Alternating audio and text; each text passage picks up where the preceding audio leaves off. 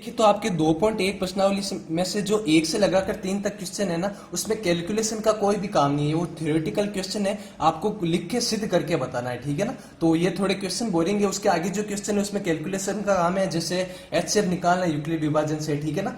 तो ये क्वेश्चन भी आपके आ सकता है, क्योंकि ये क्वेश्चन 2 साल में अभी तक कई एक बार भी नहीं आया है। तो ये क्वेश्चन इस साल आ सकता है, हो सकता है इस साल आ सकता है। तो देखिए, पहला क्वेश्चन क्या है कि दर्शाइए कि धनात्मक पूर्णांक संख्या का वर्ग 8 प्लस 1 के रूप में होता है। दर्शाइए और सिद्ध करने का मतलब एक ही होता है। देखिए क्या करा है, विषम धनात्मक पूर्णांक संख्या।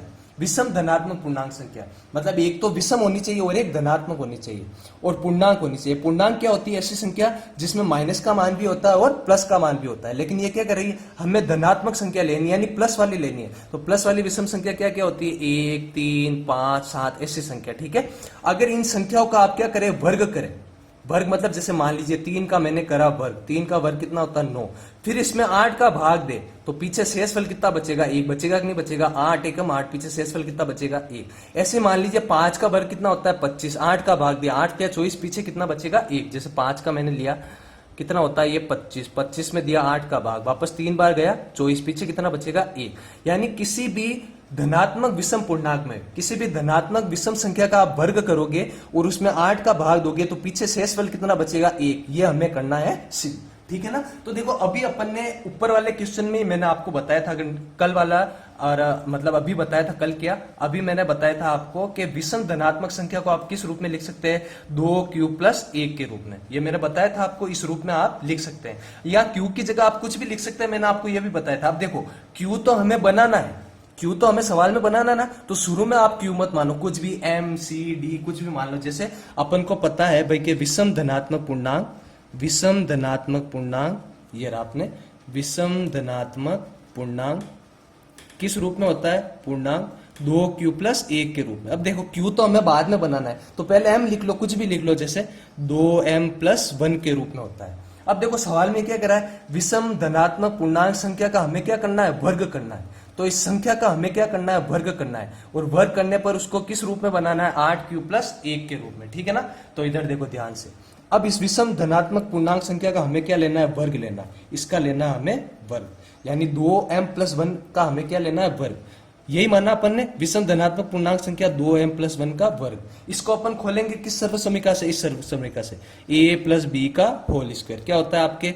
a square plus 2ab plus क्या होता है? b का स्क्वायर।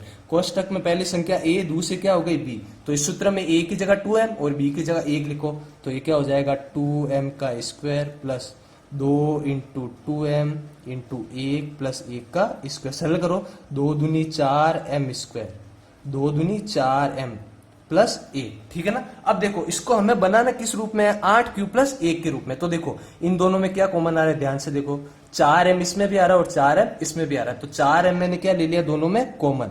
तो यहां तो क्या बचेगा? m, ठीक है। और यहां पर आपके क्या बच जाएगा?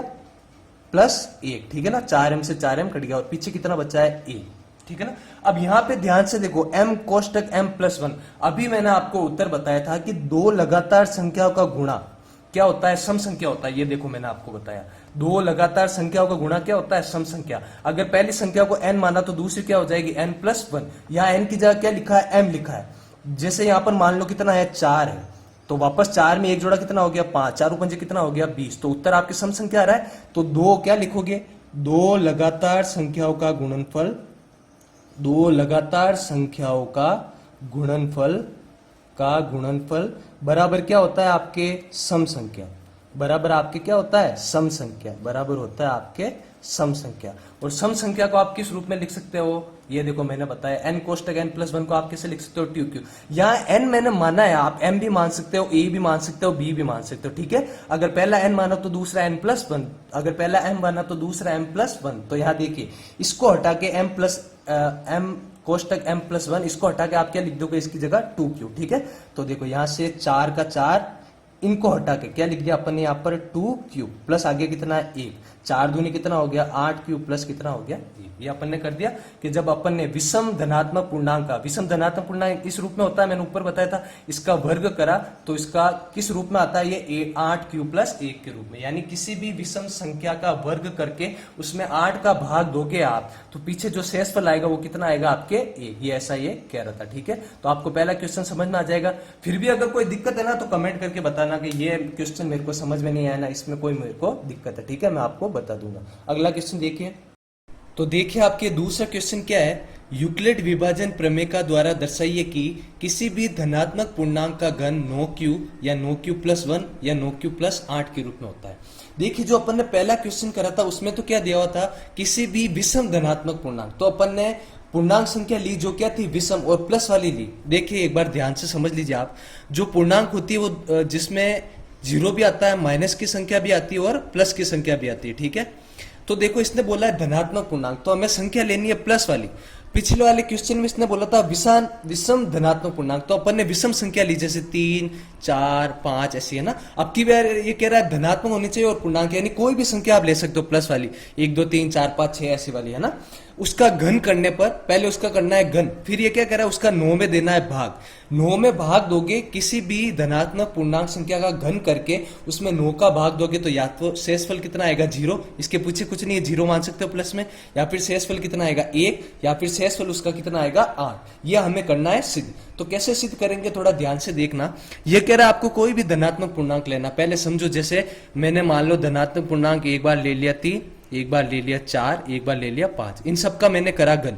घन का मतलब घात 3 करनी है, 3 बार गुणा करना है। तो 3 का घन 27, 4 का होता है 64 और 5 का होता है 125। इसमें 9 का भाग देंगे तो देखो 27 में तो 9 का भाग पूरा पूरा जाएगा, तो शेषफल कितना आएगा 0, तो इसमें तो शेषफल आ जाएगा आपके 0।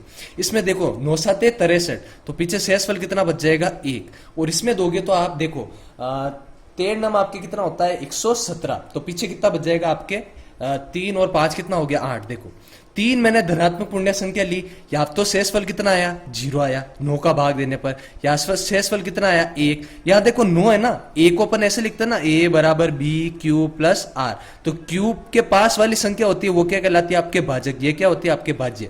यानी यहां पर जो संख्या होती है उसका भाग देना होता है। तो 9 का आप अगर किसी संख्या का घन करके भाग दोगे तो या फिर शेषफल कितना आएगा 0, या फिर आएगा 1, या फिर कितना आएगा 8। ये हमें करना है सिद्ध।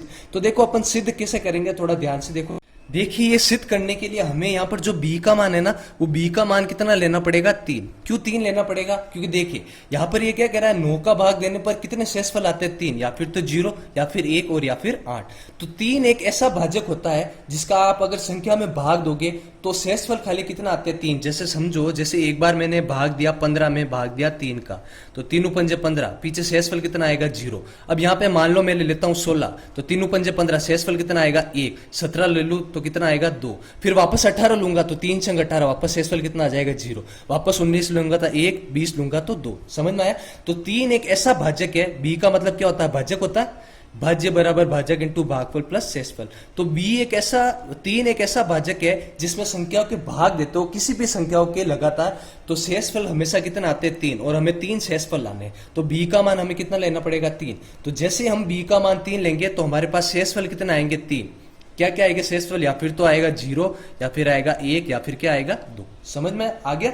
अपन को भाई सिद्ध करना है कि 9 का भाग देने पर 3 शेषफल आता है, और 3 ऐसा भाजक है जिसमें संख्या का भाग देने पर कितने शेषफल आते हैं 3। तो b का मान कितना होगा 3। अब देखो ये क्या कह रहा है हमें, किसी भी धनात्मक पूर्णांक का घन, किसी भी धनात्मक पूर्णांक का घन किसके रूप में होता है 9q या 9q प्लस 1 या फिर 9q प्लस 8 के रूप में, ठीक है ना। तो देखो अब आगे हमें क्या करना है, तो देखो हमें b का मान 3 लिया, तो सबसे पहले ये अपन को लिखना है यूक्लिड विभाजन। क्या होता है a बराबर b cube plus r। a की जगह कोई भी संख्या हो सकती है, मान लीजिए पहले मैंने a की जगह a लिखा, 3 बार मैंने लिखा a और a। b की जगह कितना आएगा 3, क्योंकि b का मान अपन ने 3 कर लिया फिक्स, यहाँ भी 3 और यहाँ भी 3। देखो Q यानी भागफल होगा। अब भागफल कितना आएगा, अलग अलग आएगा भागफल, तो भागफल का हमें पता नहीं है, तो भागफल की जगह हम वापस क्या लिखेंगे भागफल। लेकिन देखो हमें Q तो बाद में बनाना है ना, बाद में बनाना। तो पहले Q की जगह आप कुछ भी लिख लो, जैसे पहले वाले क्वेश्चन में लिखा था M, तो इसमें भी M लिख लो, यहाँ पर भी ले लिया M और यहाँ पर भी कितना ले लिया M। अब देखो शेषफल कितना आ रहा है, शेषफल आ रहा है 3, कौन कौन सा 0, 1 और 2। तो एक बार लिखा 0, एक बार लिखा 1, या एक बार लिखा 2, ठीक है ना। यानी इन तीनों संख्याओं में यहां पर आप कोई भी संख्या लिख लीजिए एक बार, 3, 4 और 5। जब 3 का भाग दोगे ना तो एक बार शेषफल आएगा 0, एक बार 1 आएगा, वो एक बार कितना आएगा 2। अब ये क्या कह रहा है, अपन ने संख्या तो ले ली, धनात्मक पूर्णांक का क्या करना है, घन करना है। घन करने पर अपन को 9q प्लस 1 और 9q प्लस 8 बनाना है। तो घन करना है, पहले तो इसका घन कीजिए। तो घन करने पर, तीनों का घन करना है हमें, घन करने पर तो यहां पर तो हो जाएगा आपके aq, और यहां पर घन करोगे आप 3m का, ठीक है। तो aq का aq, देखो 3 का घन कितना होता है 27, और पीछे कितना आ जाएगा आपको mq। देखो आपको लाना क्या है, सब जगह 9 9, यहां पर भी 9 लाना है। तो देखो यहां पर क्या करेंगे अपन, 9 को ले लेंगे कॉमन, है ना। 9 को ऐसे कॉमन लेके लिख लेंगे, जैसे इसमें अपन ने ले लिया 9 को कॉमन। तो 9 का भाग 27 में कितनी बार जाएगा आपके, 3 बार। तो 9 तिया 27, पीछे क्या बन गया 3mq। हमें करना क्या है, हमेशा 9 को लेना है कॉमन।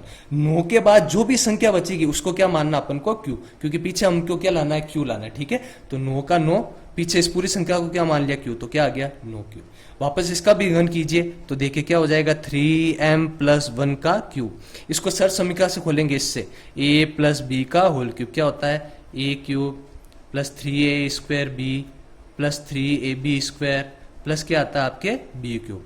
तो a की जगह कितना आपके 3m का क्यूब प्लस 3 इंटू 3m का स्क्वायर इंटू b का मान 1 प्लस 3 इंटू 3m इंटू 1 का स्क्वायर प्लस 1 का क्यूब। इस सूत्र में a की जगह 3m लिखा और b की जगह अपन ने 1 लिखा। तो देखिए 3m का क्यूब कितना हो जाएगा 27, m की घात 3। इधर देखिए ये तो हो गया 3 तिया 9, 9 तिया वापस कितना हो गया 27, और m के ऊपर घात कितनी आ जाएगी 2, प्लस 3 तिया 9 m, इसको 1 से गुणा करो 1 आएगा, और पीछे कितना आएगा 1। मैंने आपको क्या बताया, हमेशा कॉमन कितना लेना है 9, और पीछे जितनी भी संख्या बचे उसको क्या मानना है q। तो इन सब में देखो आपके 9 कॉमन आ जाएगा, तो 9 ले लिया कॉमन। इधर 9 तिया 27 mq, 9 का भाग लगो सब में, वापस इधर कितना आएगा 9 तिया 27 m स्क्वायर, और 9 एकम कितना आ जाएगा आपके 9, तो पीछे कितना बचेगा m, प्लस कितना हो गया 1। 9 का भाग देने के बाद जो भी संख्या बची, यहां पर ये बची थी इसको क्या मानना q, अब की बार ये बची इसको क्या मान लो आप q। तो 9 का 9, ये पूरी संख्या बन जाएगी q, प्लस कितना आ जाएगा आपके 1। समझ में आया। अगला देखो, इसका भी आपको करना है घन। मैं नीचे लिख लेता हूं, 3m प्लस 2 का आपको करना है घन। ये देखिए 3m प्लस 2 का करना आपको घन। सूत्र यही है, a की जगह 3m और b की जगह आपको कितना लिखना है 2। तो a का क्यूब 3m का क्या हो गया आपके क्यूब, प्लस 3 इंटू a का स्क्वायर, तो 3m का स्क्वायर इंटू b कितना है 2, प्लस 3 इंटू a का मान 3m और b का स्क्वायर तो 2 का स्क्वायर, प्लस b का क्यूब तो 2 का क्या हो गया आपके क्यूब। सरल करो 9 तिया 27 m क्यूब। ये वापस आपके देखो 3 तिया 9, 9 तिया 27, 27 दूना 54, तो 54m स्क्वायर, प्लस 3 तिया 9 और 2 दूनी 4, तो 9 चौ कितना हो गया आपके 36m, और 2 की घात 3 का मान कितना होता है 8, है ना। वापस क्या करना है, इन सब में 9 को लेना है कॉमन, और पीछे जो संख्या बची उसको क्या मानना आपको q। तो 9 ले लिया अपन ने कॉमन, तो 9 तिया 27m क्यूब, 9 छिंग 54m स्क्वायर, 9 चौक 36 4m, और प्लस कितना बच गया 8। 9 का 9, बाकी जितनी भी संख्या कॉमन के बाद बची उसको क्या मानूंगा q, तो प्लस कितना आ गया 8। तो देखो जब भी अपन ने क्या करा, धनात्मक विषम, अपन ने जब धनात्मक पूर्णांक लिया और उसका घन करा, ठीक है, तो घन करने पर जो शेषफल आया वो क्या आया, एक बार तो 9q आया, एक बार 9q प्लस 1 आया, और एक बार कितना आया 9q प्लस 8 आया, ठीक है ना। यहाँ पर आप कितना भी लिख सकते हो, जैसे एक बार 3 लिखोगे, यहाँ पर मान लो 3 का क्यूब कितना हो गया 27, तो 3 का 3 इंटू भाग कितने बार जाएगा 9 बार, प्लस कितना आ गया 0। एक बार लिखोगे 4, तो 4 का क्यूब कितना होता है 64, भाग दोगे किसका 3 का, कितनी बार जाएगा देखो आपके 9 तिया हो जाएगा 27, कितनी बार जाएगा 13 तिया 39, 14 तिया 42, 15 तिया 45, 16 तिया 48, तो 15 बार ही जाएगा, ऐसा कुछ जाएगा। बार बार उसको 2 बार देना पड़ेगा आपको, और यहाँ पर एक बार संख्या लिख लोगे आप, तो हमेशा आपके शेषफल कितना आएगा, एक बार 0, एक बार 1, और एक बार कितना आएगा आपके 8। तो ऐसे आपको सिद्ध करके बताना था, मैंने आपको समझा दिया है, समझ में आ गया होगा आपको, ठीक है ना। ज्यादा आपको कुछ नहीं करना, अगर आपको ये समझ में भी नहीं आया ना एक बार, तो एक बार इसको करके ट्राई कर लेना, ये आपसे हो जाएगा, ठीक है ना। ऐसे क्वेश्चन वैसे कम ही आते हैं एग्जाम में, फिर भी आ गया तो आपको तैयार करना मैंने आपको बता दिया। अब इसका जो तीसरा क्वेश्चन है वो अपन अगले वाले वीडियो में करेंगे, आज के लिए इतने 2 क्वेश्चन काफी है। अगर आपको वीडियो अच्छी लगी तो वीडियो को प्लीज लाइक कीजिए, चैनल को प्लीज सब्सक्राइब कीजिए, और अपने दोस्तों के साथ जरूर से शेयर कीजिए ना। धन्यवाद।